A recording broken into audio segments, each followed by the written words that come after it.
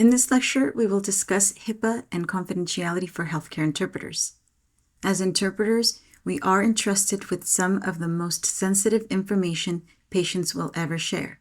So today, we're going to look closely at HIPAA, how it intersects with our code of ethics, and what that means for your day-to-day practice in healthcare settings. HIPAA stands for Health Insurance Portability and Accountability Act of 1996. HIPAA is the legal framework that guarantees patients the right to confidentiality in the U.S. healthcare system. While the law has many parts, the one that matters most for us as interpreters is the privacy rule. This rule sets standards to protect patients' health information, who can access it, how it's shared, and how it's kept safe. As interpreters, we already have a professional obligation to keep everything we hear confidential. This is written into the CHIA Code of Ethics and into the NCIHC National Standards. Confidentiality is a very important part of our Code of Ethics because it helps to build trust between interpreters, patients, and providers. But confidentiality is not just a matter of ethics. It's also a legal matter. A breach can lead to fines, lawsuits, and professional consequences. Think of it this way. The Code of Ethics tells us what we should do, and HIPAA tells us what we must do. HIPAA protects something called PHI, which stands for Protected Health Information. PHI is any information that can identify a patient and relates to their medical care. Examples of PHI include a patient's name, date of birth, phone number, address, so demographic information, medical record numbers, test results, diagnoses or treatment plans, insurance and billing information, social security numbers, any unique identifying number, characteristic, or code. If the information could be used to identify a patient and it's related to their health, including how they receive healthcare, it is PHI. As interpreters, we receive PHI in many ways. For example, during a pre-session briefing with a provider, they may share the topic that will be discussed with the patient. They may share the patient's diagnosis with you, especially if it's the first time the patient will hear the diagnosis. Sometimes the provider might anticipate a certain reaction, and they might want to warn you or just inform you so that you can be prepared. We also receive this kind of information during encounters. You will hear PHI directly when patients talk about their symptoms, histories, or treatments, and as doctors discuss notes from previous or future appointments, test results, recommendations, prescription information, all of that. Documents are another way we receive PHI. We may be asked to translate consent forms or discharge instructions. Also, when we help patients complete intake forms. As they answer questions, they will be sharing PHI. Now, we don't collect PHI ourselves, but we do need it, and we are frequently exposed to it in order to do our jobs. Our role is to accurately transfer this information between languages, but once the session ends, we do not keep, record, or repeat this information outside of the encounter. Let's talk about how to protect PHI. Your employer, manager, or the person you work with that is in charge of scheduling will also share patient PHI with you.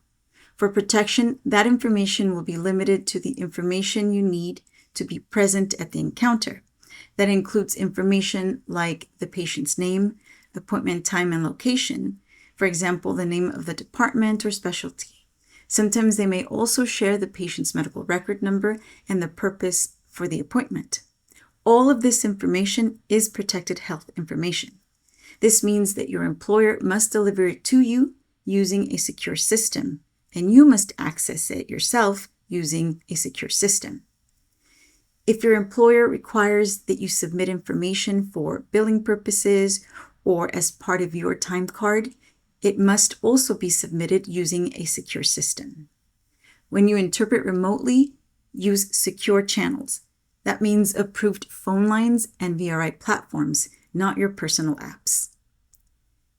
If you took notes during the encounter to help with your accuracy, shred them when you are finished. If you helped a patient complete a form or a questionnaire, be sure to return them. You should also be cautious in public spaces. Don't talk about patients in hallways, elevators, or on social media. And of course, do not discuss cases outside the encounter, not with coworkers, not with your friends or family. You should not and must not discuss what you learned about a patient with anyone, not even the patient's family. Okay, how about other providers? Is it okay for you to discuss patient information with a nurse or doctor that works in the same office? Let me ask you this question. Would it be okay for you to discuss patient information with a nurse or a doctor outside of the encounter that works in the same office that the patient was seen in, but outside of the encounter? What do you think? Well, not everyone in a hospital or clinic has the right to see or hear a patient's health information. Under HIPAA, access to PHI is based on a need-to-know principle. This means that only the people directly involved in the patient's treatment, payment, or healthcare operations may access their information. Treatment team members like doctors, nurses, specialists, pharmacists, therapists, social workers, they can access and share PHI with one another as needed to provide care. Administrative staff such as billing clerks or insurance coordinators may access only the information needed to process payment. And support staff like environmental services or food services workers, while important for healthcare delivery, do not have access to PHI because it is not required to do their job. For interpreters, protecting PHI is crucial. So remember, when you are assigned to interpret, you are considered part of a treating team, but only for that encounter. You are allowed to hear and work with the patient's PHI in order to interpret accurately, but your access is limited to the session. Once the encounter ends, you have no right to use or retain the patient's PHI for any other purpose. I'll give you an example. Let's say I have been the interpreter for a patient at the obstetrics department, starting with her first prenatal appointment when she found out she was pregnant, and every month during her pregnancy. I have also been scheduled to interpret for her 32-week appointment, and let's say I show up to this appointment, and when I show up at the department, the receptionist tells me that the appointment should have been canceled. In her system, she sees that I was also scheduled to interpret for the patient's 36-week appointment, but she will call to cancel that one as well because the patient has given birth. Now, can I ask and can she tell me if the mom and baby are okay? Nope. Can I ask and can she tell me the sex of the baby? No. Think of it this way. You are temporarily invited into the circle of care so the patient and provider can communicate. But once your role in that session ends, your access ends too. We'll look at other scenarios with a quiz. So remember, confidentiality matters. It matters for legal reasons because HIPAA is federal law, and breaching it can result in fines, job loss, or being barred from healthcare work. Confidentiality rules and laws are important for patient trust. If limited English proficient patients don't trust interpreters to keep their information private, they may withhold important details. In the end, it can affect a patient's outcome because if LEP patients don't trust the interpreter and they withhold information because of that mistrust, they can be misdiagnosed, receive inadequate treatment, end up with poor treatment outcomes, and even avoid healthcare services altogether. Remember, for LEP patients, interpreters serve as a bridge to healthcare. Breaking confidentiality damages that bridge and puts both the patient and the healthcare system at risk.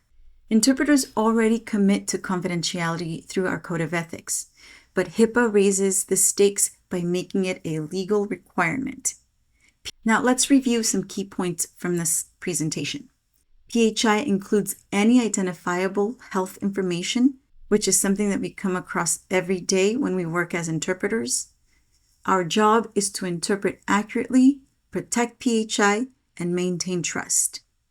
And finally, remember, confidentiality is more than a rule. It is a foundation of ethical and effective interpreting, and it is the law.